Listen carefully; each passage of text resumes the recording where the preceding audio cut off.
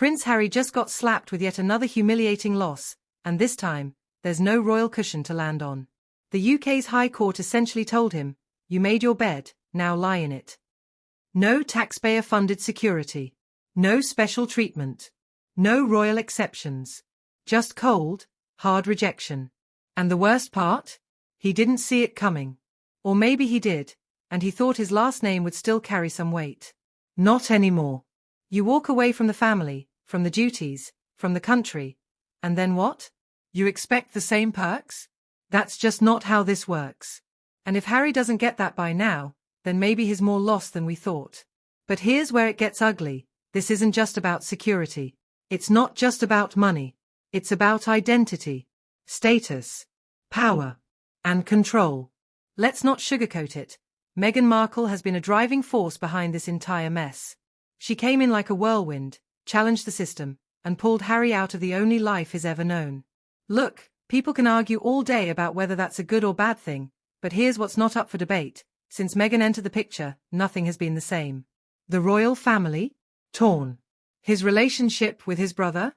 Shattered. His standing in the UK? In pieces. And now, his security, the last thread tying him to the institution, gone. That's not just a setback. That's a wake-up call. Harry went to court thinking he'd win sympathy, that he'd be seen as the vulnerable ex-royal trying to protect his family. But the judges didn't buy it. The British public didn't buy it. Nobody did. And why would they? You can't demand royal privileges after walking away from royal responsibilities. That's not brave. That's entitled. And Harry, whether he wants to admit it or not, has been playing a losing game ever since he followed Meghan out the palace gates. Let's talk about King Charles. Cold, calculated, and completely done with the drama. He had the chance to step in, to throw his son a lifeline. He didn't. That silence? That wasn't indifference, that was a statement. Charles is drawing a line in the sand. You chose your path. Now walk it. And honestly, can you blame him? At some point, even a father has to stop cleaning up after his son's messes. Especially when that son keeps throwing grenades at the family from across the Atlantic. And Prince William, remember the brotherly bond? That's ancient history now. William's moved on. He's got a kingdom to prepare for. He doesn't have time for tantrums and lawsuits and Netflix deals. So where does that leave Harry? Alone. Embarrassed. And probably wondering if it was all worth it. Because here's the hard truth, you can't have it both ways. You can't bash the institution for global clout and then beg it for security when things get real. And Meghan? Oh, she's quiet now. Too quiet. You think she doesn't see the writing on the wall? She's always been 2 steps ahead in the PR game. Let Harry take the hits while she scopes out the next big move. Maybe another docuseries. Maybe another book.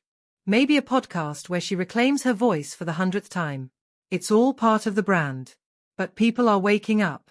They're seeing through the act. The sympathy is drying up. The victim narrative? Tired. The world's starting to ask the real questions. Did Meghan ever care about the monarchy at all? Or was it just a stepping stone? A way to elevate her status, her influence, her name? Because let's be honest, she didn't just want to be part of the royal family. She wanted to change it. Mold it. Control it.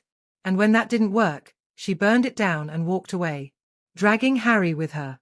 And now? Now he's the one left picking up the pieces while she plans the next PR stunt.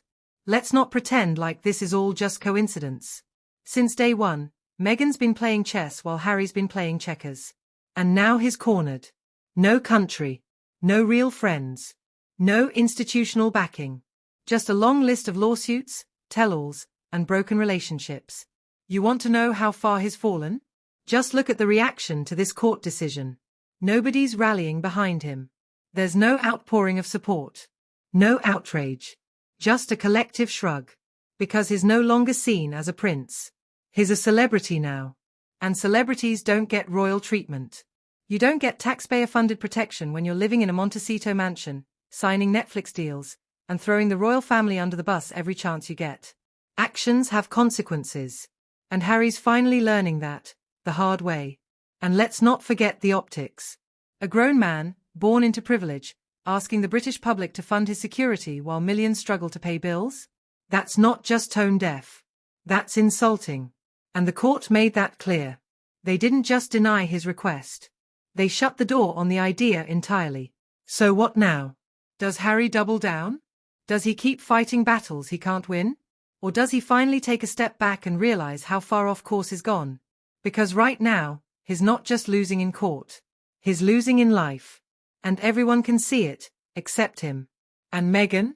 She's not going to stick around for the downfall. That's not her style. She's a strategist. A survivor. When the brand stops working, she'll rebrand. Reinvent. Move on. That's what she does. But Harry? He's stuck in the wreckage. Still clinging to the idea that he can somehow be both rebel and prince. Victim and victor. But it doesn't work like that. Not anymore. He gave up the crown. He gave up the duty. He gave up the country. And now the country's giving up on him. That's the reality. And it's brutal. But it's also deserved. Because let's call this what it is, a self-inflicted disaster. Nobody forced Harry to leave. Nobody forced him to air out family secrets on international TV. Nobody forced him to turn his back on the people who once adored him. He chose this path. And now he's walking it alone. The sad part? It didn't have to be this way. There was a world where Harry could have had both, a modern life and royal ties.